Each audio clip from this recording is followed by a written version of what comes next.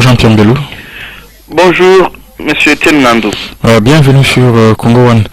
Plus de 55 000 réfugiés congolais sont arrivés en Ouganda depuis les jeudis de la semaine passée, fuyant les attaques des rebelles ougandais dans l'est de la pays.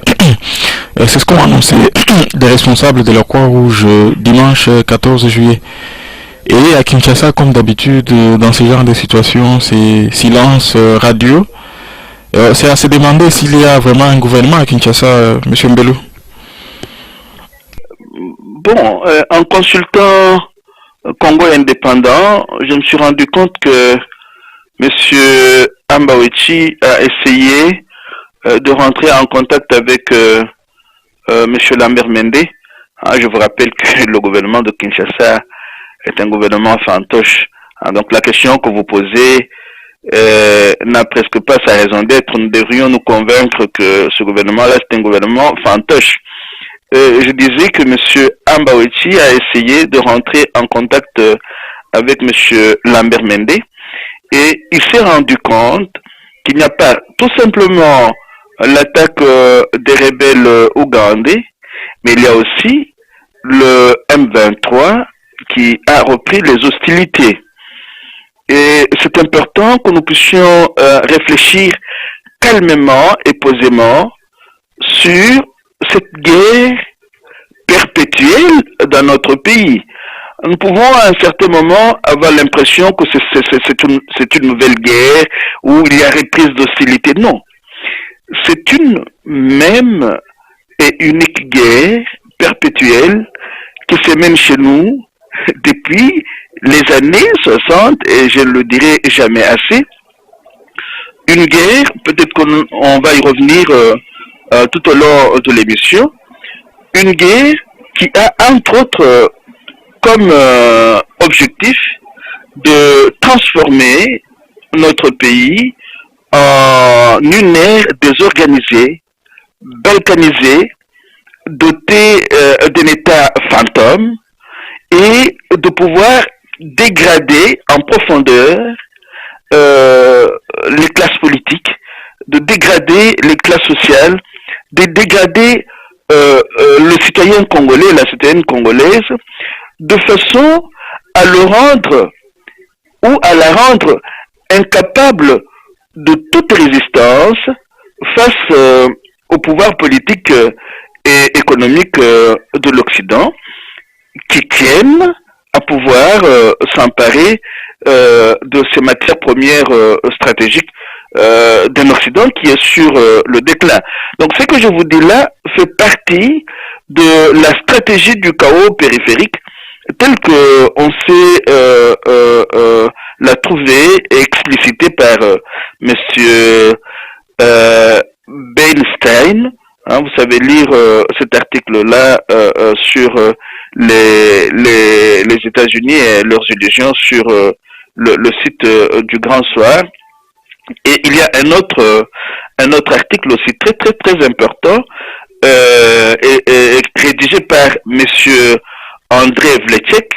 Et l'article est intitulé « Ce n'est pas de la Chine ce n'est pas la Chine qu'il faut craindre, mais l'Occident. » Il est daté du 16 juin.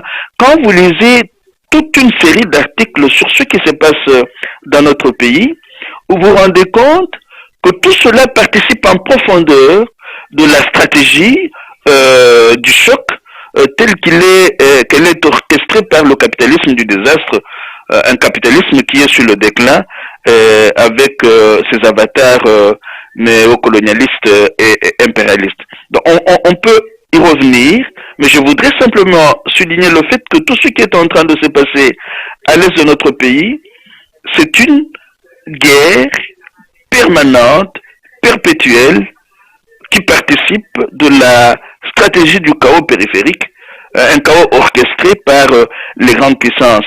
Et même si nous allons y revenir tout au long de l'émission, j'ai l'impression qu'à un certain moment, nous séparons des livres qui ont essayé d'expliquer clairement ce qui est en train de se passer dans notre pays et nous commençons à faire des commentaires libres comme si sur cette guerre perpétuelle et permanente, il n'y avait pas une abondante bibliographie que nous devrions consulter de manière permanente. Voilà pourquoi, lors de la dernière émission, j'insistais sur l'importance de la création des lieux de la pensée. Sans des lieux de la pensée où cette guerre est essayée d'être passée au crible de l'étude et de la critique, nous risquons de faire des surplaces et de ne pas beaucoup avancer. Mais vu d'ici, on a comme l'impression que tout l'est de la RDC semble devenu une zone de non-droit, aux frontières poreuses où il y a une multitude de groupes rebelles au nom farfelus qui apparaissent, qui disparaissent. On nous parle maintenant des Chebab, mais finalement on n'y comprend plus rien. Oui, mais ce n'est pas que l'Est du pays. La dégradation des classes sociales ne concerne pas que l'Est du pays. C'est tout le pays qui est atteint à partir de l'Est, mais tout le pays qui est infiltré par les forces d'occupation qui participent de cette guerre, de cette stratégie du chaos périphérique qui contribue à la dégradation, à la déstructuration des cœurs et des esprits et même de nos cultures. Nous sommes en train de devenir des citoyens fantômes et nous risquons, comme nous le cessons de le dire, de disparaître comme peuple. Subir le néocolonialisme et l'impérialisme pendant plus de 50 ans, être soumis à une guerre de prédation pendant plus de 20 ans, ça déstructure les personnalités. On devient à un certain moment incapable de pouvoir réfléchir posément sur les issues possibles à cette guerre. Je vous donne un exemple. Regardez, nous sommes un pays en guerre permanente, mais vous avez des députés qui vous disent qu'ils sont en vacances. C'est inconcevable. Regardez, les pays qui sont suffisamment avancés, même s'ils connaissent aussi des difficultés sérieuses et tendent vers le déclin, je prends l'exemple de la Belgique, les ministres ne sont pas allés en vacances parce qu'ils ont encore un budget sur lequel le budget sur lequel ils travaillent. Donc chez nous, un pays en guerre, vous avez des députés, heureusement que ce sont des affairistes qui n'ont rien à voir avec la politique telle qu'elle devrait se faire. Donc ils vous disent qu'ils sont en congé. Et vous remarquerez que c'est souvent quand cette histoire de congé ou de parenthèse s'ouvre au pays et que les politiciens ou ceux qui nous en restent encore sont en vacances ou un peu distraits, que cette fameuse guerre reprend son élan. Donc il y a quelque chose qui cloche déjà, qui témoigne qu'il y a eu effectivement dégradation des classes sociales, mais aussi dégradation de l'homme et de la femme congolaise. Si vous lisez le dernier article que vous avez publié sur le site Congo One, où je recours à certains extraits du discours d'Aimé Césaire sur le colonialisme, et Aimé Césaire posait déjà vers les années 60 cette question-ci, il faudrait étudier comment la colonisation travaille à déciviliser le colonisateur, à l'abrutir au sens propre du mot, à le dégrader, à le réveiller aux instincts enfouis, à la convoitise, à la violence, à la haine raciale et au relativisme moral. Mais cette décivilisation et cet abrutissement sont partagés et par les néocolonialistes, et par les impérialistes, et par les peuples qui en sont victimes. C'est une question sérieuse qui demande que nous puissions pendant longtemps nous y pencher et l'étudier en profondeur. Mais Jean-Pierre Mbello, les références alternatives que vous proposez régulièrement dans nos entretiens pour bien comprendre cette situation qu'il y a à l'est du pays, Eh ben, moi, je constate que ces références alternatives, je parle de la littérature, ben, elles n'ont pas beaucoup de succès vis-à-vis de nos compatriotes, parce que quand j'observe, j'ai lu régulièrement quelques forats de nos compatriotes ici, j'observe plus qu'ils font du copier-coller, ce qui est écrit sur les blogs de Madame Brackman, ce que Jeune Afrique écrit, France 24, c'est ce qui semble le plus important pour eux. Je ne vois que très rarement nos compatriotes faire référence à cette littérature alternative à laquelle vous faites référence régulièrement. Est-ce que vous pensez que de ce côté-là, il y a encore beaucoup de travail à faire? Il y a beaucoup de travail à faire, mais peut-être que vos références ne sont pas les miennes. Vous allez par exemple sur le Facebook des amis de Jean-Pierre Mbelou, vous retrouvez une dame congolaise qui a pris la parole et qui a les mêmes références que Jean-Pierre Mbelou. Hein, c'est Madame Botefa Boko. Vous savez trouver ça sur le Facebook des amis de Jean-Pierre Mbelou.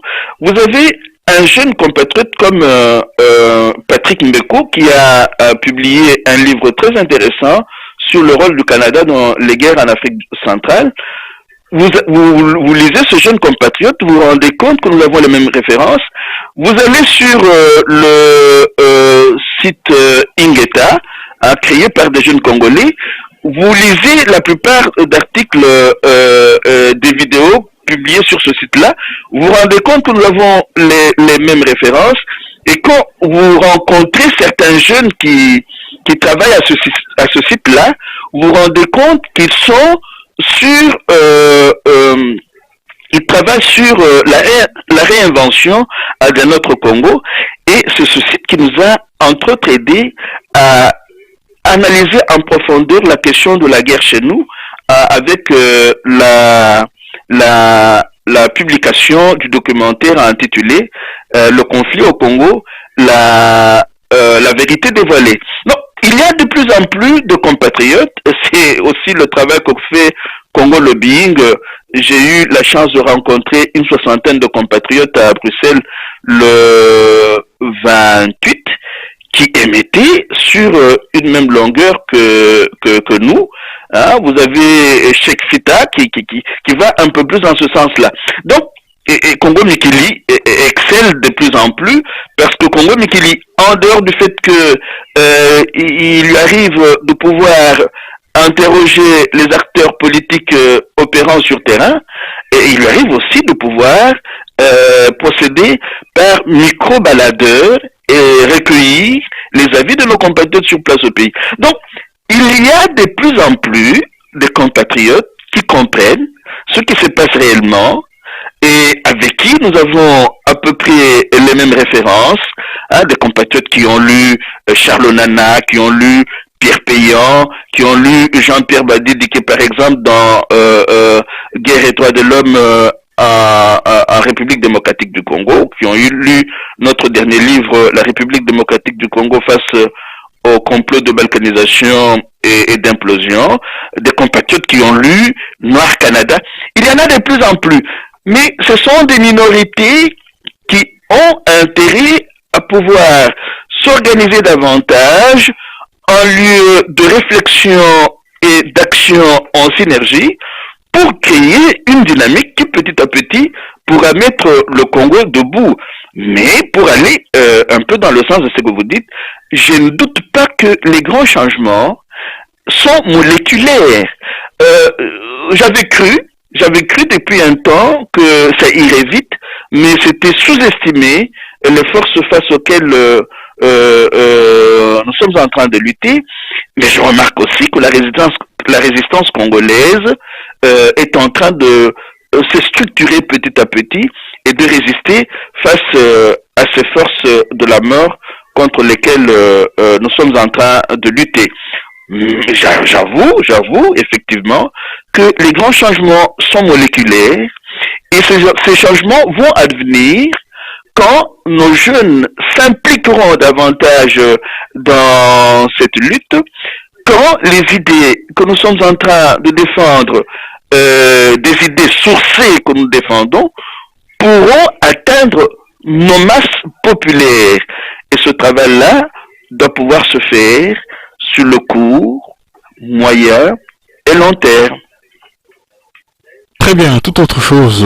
Il s'est tenu à Kinshasa du 2 au 11 juillet les conclaves de l'opposition politique. Et de ce qu'il en est sorti, l'opposition a rejeté les formats de concertation tels que proposés par Joseph Kabila. Monsieur Mbelou, pour une fois, l'opposition semble faire preuve d'unité face au pouvoir. Est-ce que ce front commun tiendra-t-il longtemps? C'est le souhait que ce front commun puisse tenir longtemps. Mais sur cette rencontre de l'opposition, il y a bien des choses à dire. Je félicite les compatriotes qui ont eu le courage de pouvoir se rencontrer pour réfléchir ensemble en essayant de mettre ensemble plus de 70 partis politiques. Ça, c'est quelque chose de positif à mettre à leur actif. Mais pendant combien de temps pourront-ils tenir ensemble sans se laisser abuser par les démons de la corruption, les démons de la division? Là, on peut dire comme les Anglais, wait and see, nous allons voir. Du point de vue de l'analyse de la situation que connaît notre pays, ils sont aussi allés suffisamment loin en attaquant certaines questions cruciales, essentielles. Ils sont même revenus, j'ai lu leur compte rendu, ils sont revenus sur l'article 64 et 220 de la Constitution qui gère notre pays aujourd'hui. Mais, je remarque que ces opposants, s'il faut ainsi les appeler, moi j'aurais voulu que nous parlions tout simplement des forces qui luttent pour le changement, au lieu de parler de l'opposition. Je ne vois pas à quel pouvoir, on ne peut pas être une opposition contre un pouvoir fantoche. C'est comme si, à un certain moment, on avalisait ce pouvoir fantoche, on donnait de la vie à ce pouvoir fantoche en s'inscrivant, en s'opposant en s'opposant à lui. Ça, c'est une parenthèse. Oui. L'opposition dit, par exemple, qu'elle est ouverte au dialogue national et non aux concertations nationales telles qu'est convoquées par Joseph Kabila. Quelle différence entre ces deux concepts, dialogue national, concertation nationale?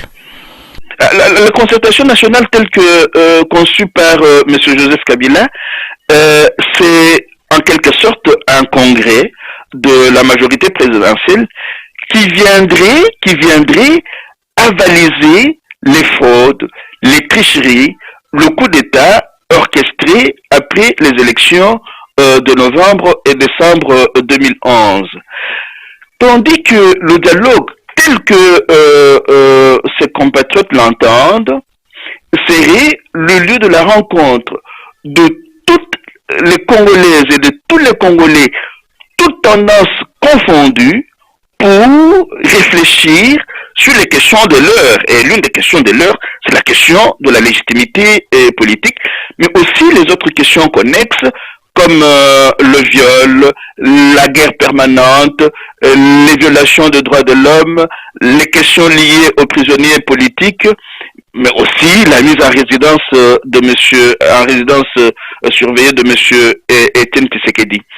Mais là, c'est là que de temps en temps, j'ai du mal à pouvoir suivre le raisonnement de cette opposition politique.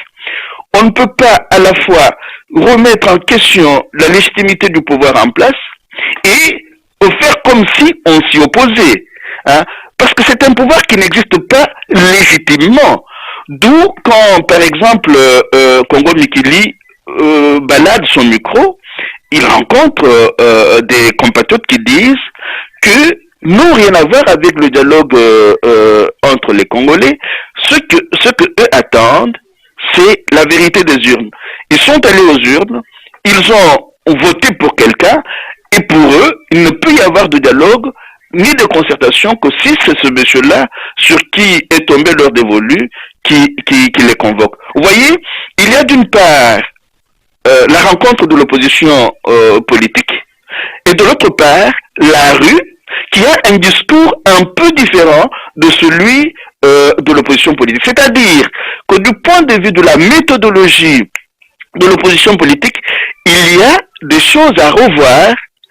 Comment cette opposition politique pourrait-elle travailler en synergie avec nos populations et rompre avec cette habitude de pouvoir chercher à représenter un peuple qui est là et qui devrait lui aussi prendre la parole comme cette opposition politique le fait. C'est-à-dire, on devrait de plus en plus passer du mode représentatif au mode participatif quand il y a des questions qui engagent le destin collectif.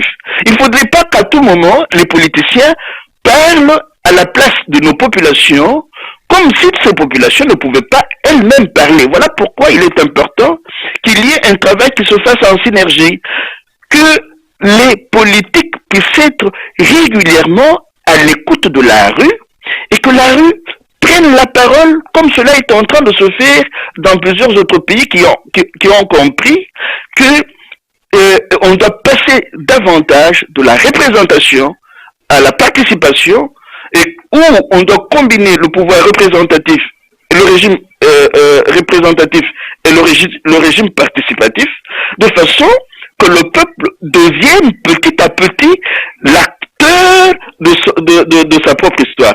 Donc pourquoi est-ce que j'ai fait cette allusion à la combinaison du mode participatif et du mode représentatif? Pour que demain, on ne fasse pas croire qu'il suffira qu'il y ait alternance entre le pouvoir fantoche actuel et celui à venir pour qu'il y ait démocratie chez nous, par exemple. Non. Il faudrait que l'on apprenne à travailler avec le peuple pour que ce soit le peuple qui majoritairement et à tout moment décide et non la représentation politique seulement. Mais à entendre Lambert Mende lors de sa dernière conférence de presse, les pouvoirs donnent l'impression de vouloir absolument associer l'opposition à ces concertations. Il a affirmé aux journalistes qu'il ne fallait pas être pessimiste et que les discussions avec l'opposition aboutiraient certainement à sa participation à ces fameuses concertations. Ben, on a envie de savoir de quelle opposition parle-t-il ici? Il n'est pas né de la dernière pluie, M. Lambert Mende. Il sait comment cette fameuse opposition fonctionne. M. Lambert Mende sait que cette opposition est faible face au billet vert. Voilà pourquoi je reviens à la question de la dégradation de nos classes sociales et politiques. Donc, la guerre qui nous est imposée, petit à petit, travaille à déciviliser nos populations, nos classes politiques, travaille à l'abrutissement de nos populations, de nos classes politiques, à tel point que, pour certains acteurs politiques, ce qui importe, c'est leur ventre, sont les billets verts. Voilà pourquoi le dernier article que vous avez publié, que je vous ai envoyé, que vous avez publié, est intitulé « De la guerre à la psychopathie et ou à la sociopathie ». La guerre a détruit plusieurs d'entre nous. Ils sont tombés dans la psychopathie ou dans la sociopathie, ce qui fait qu'il y en a aujourd'hui qui ne jurent que par la souffrance de certaines de nos populations, de certaines couches de nos populations.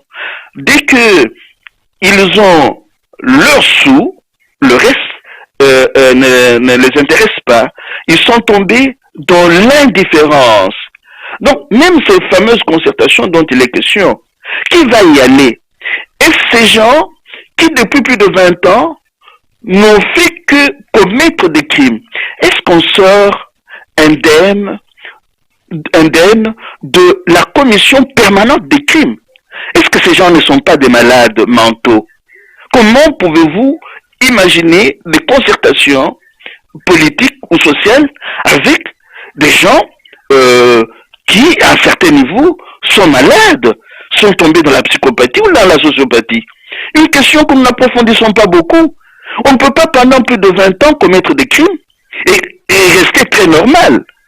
Hein? Quand on lit aujourd'hui certains articles sur les effets de la guerre, de la guerre par exemple de l'Irak ou de l'Afghanistan sur les DIA ou les Marines américains, on se réalise que même dans nos pays, il doit y avoir tous ces gens-là qui sont malades pour avoir participé pendant très longtemps à la commission des crimes.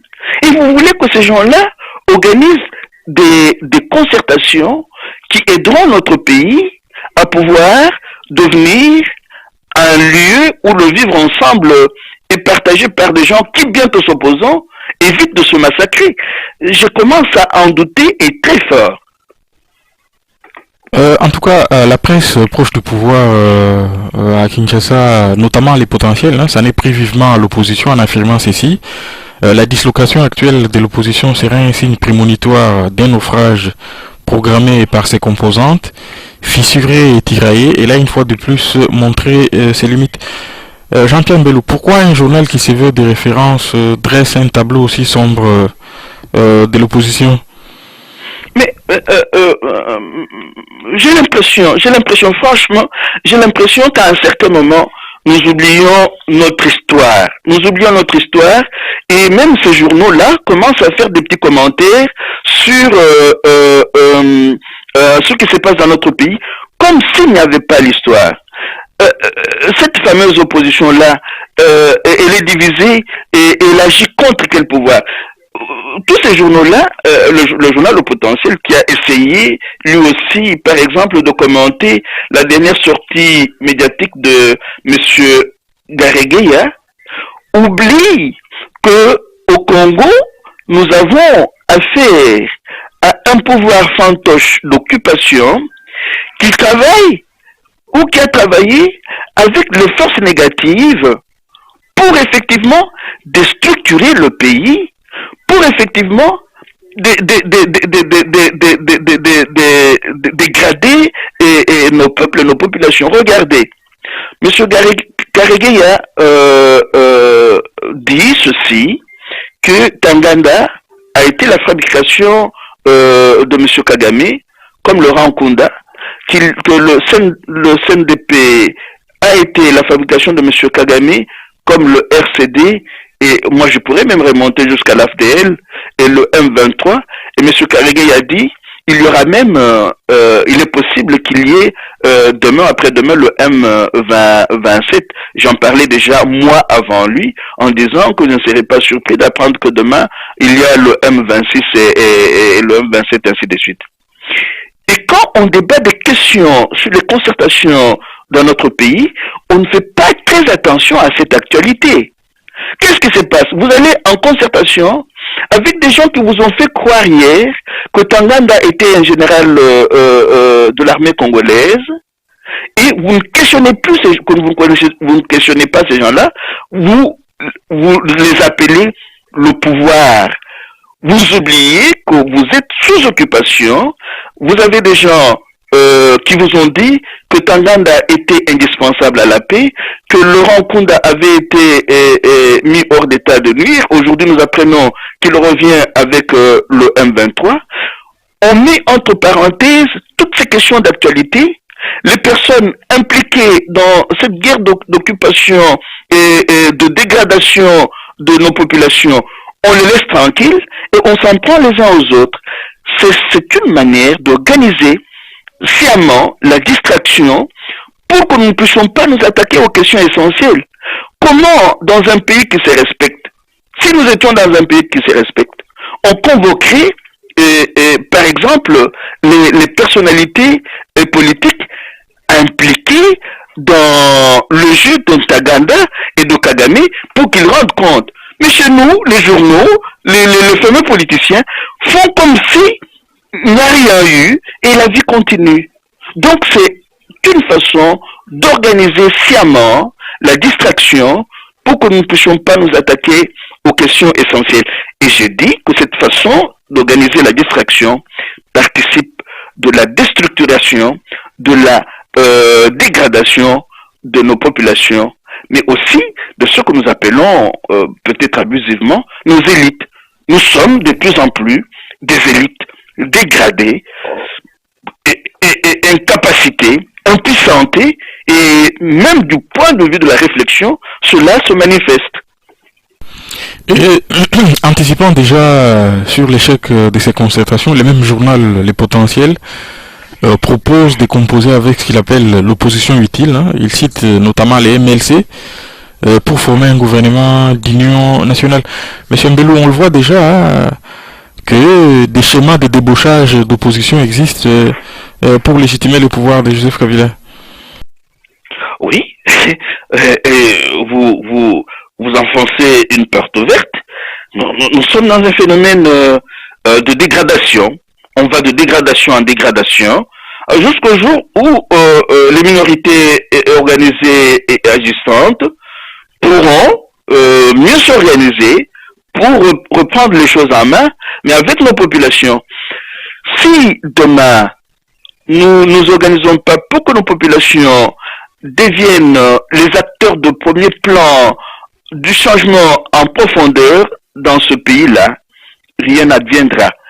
Il faut beaucoup plus travailler à cela.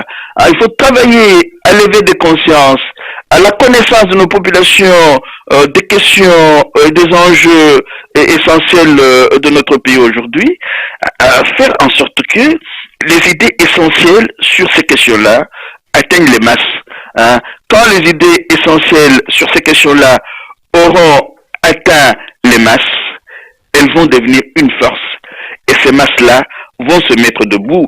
Et je ne cesse de le dire en m'inspirant de certains auteurs que j'ai lus, la grande révolution que nous devons pouvoir réaliser et de manière consciente, c'est la révolution idéologique.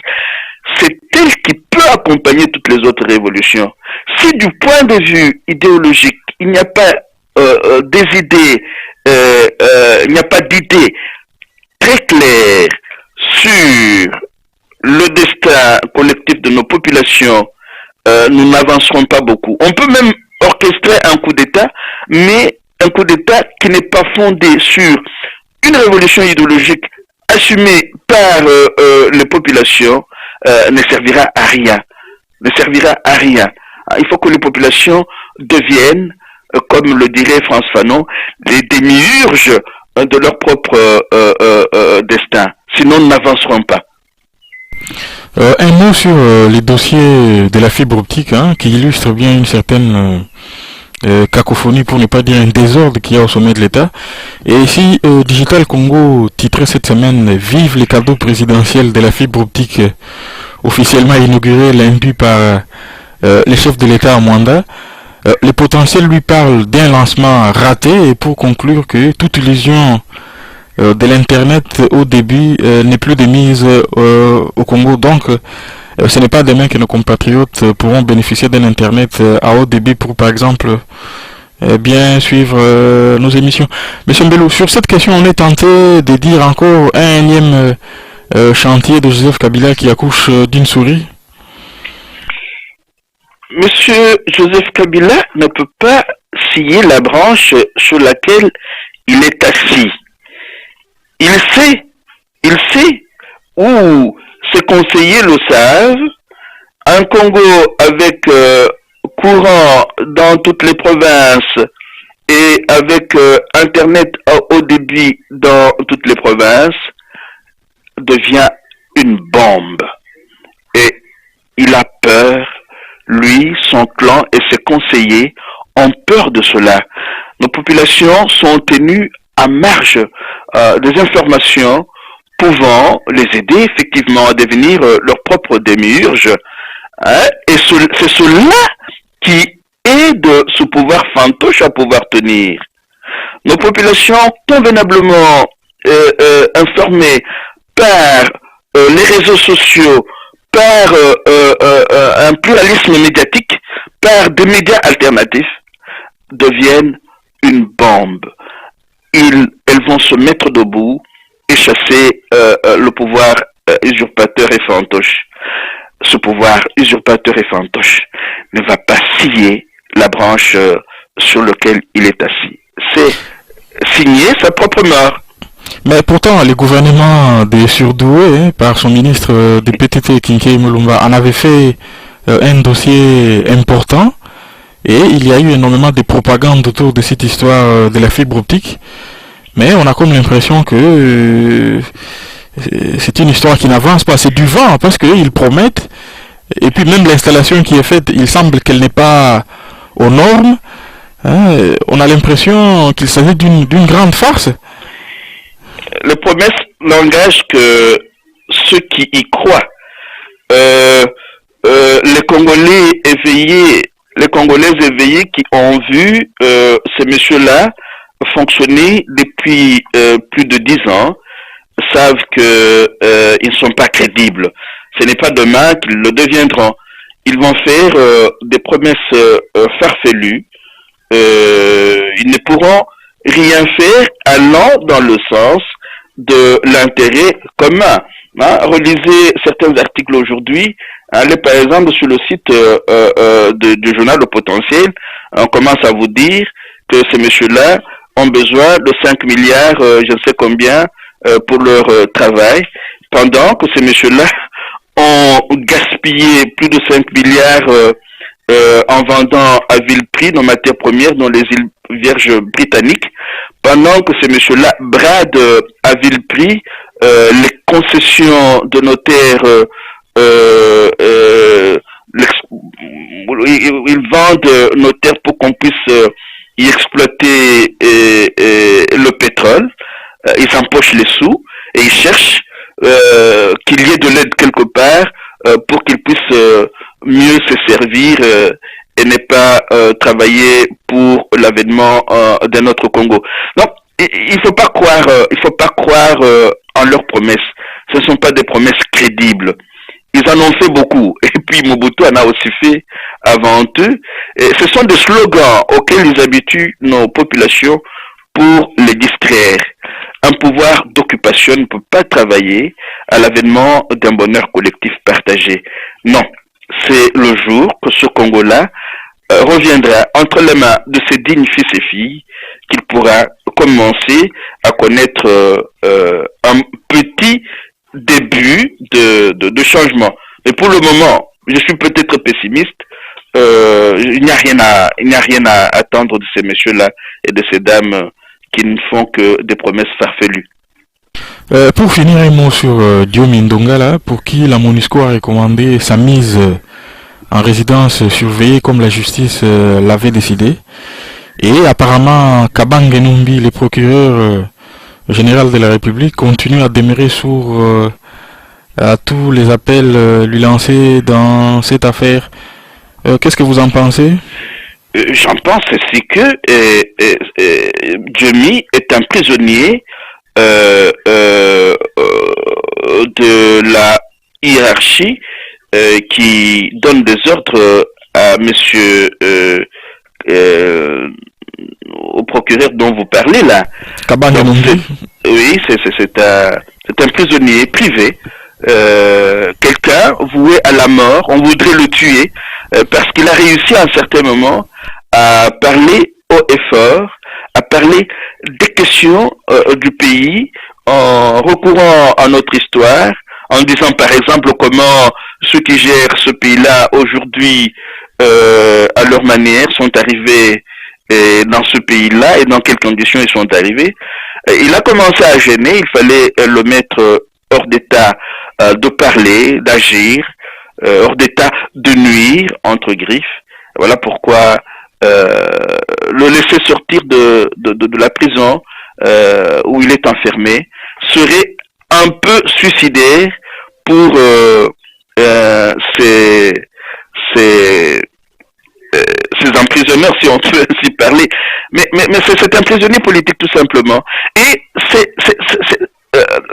Diomi est un cas de l'inversion des valeurs chez nous. Ceux qui devraient être en prison sont dehors, et ceux qui devraient être dehors sont en prison. Voilà pourquoi je suis convaincu que ce pays-là est géré par des psychos et des sociopathes. Ce sont des malades. On ne va pas changer ce pays-là avec ces messieurs-là à la tête du pays. Certains, il ne faudrait pas généraliser, mais je suis au jour d'aujourd'hui convaincu que certains parmi ces messieurs qui gèrent le pays sont des sociaux et des psychopathes. Je voudrais, avant de terminer, rappeler à mes compatriotes qu'ils n'arrêtent pas de pouvoir revisiter la bibliographie de tous ces livres qui ont étudié à fond la question de la guerre telle qu'elle est en train de se mener chez nous.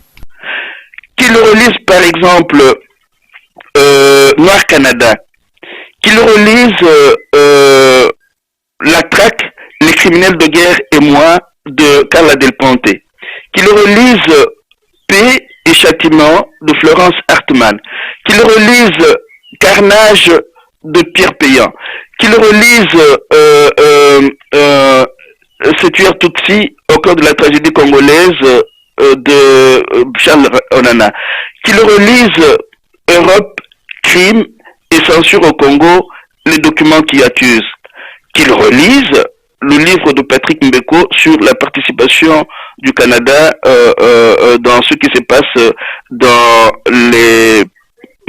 en Afrique, qu'ils relisent le livre de Honoré Ngwanda, Crime organisé en Afrique centrale, qu'ils relisent aussi le livre que nous venons de publier avec les amis, la RDC face au complot de balkanisation et d'implosion, et le livre que Jean-Pierre Badidi et ses amis ont publié en 2005 déjà, Guerre et droits de l'homme en République démocratique du Congo. Pourquoi est-ce que j'ai fait toutes ces références? C'est parce qu'au fur et à mesure que le temps passe, nous oublions notre histoire et toute cette bibliographie qui lui est liée, et cette bibliographie qu'on retrouve dans la plupart de ces livres que je viens de citer. Si nous nous coupons de la lecture et de l'étude, nous risquons de ne plus rien comprendre à ce qui se passe réellement dans notre pays. Et le petit film, le petit documentaire, le conflit au Congo, la vérité dévoilée, est en permanence sur le site Ingeta. Il peut être vu pendant 26 minutes tout simplement. Ça aide à rafraîchir la mémoire et ça contribue à la réécriture de notre histoire pour un Congo debout. Très bien, merci beaucoup M. Mbelou et à la semaine prochaine. Merci bien M. Etienne Ngandou et à la semaine prochaine.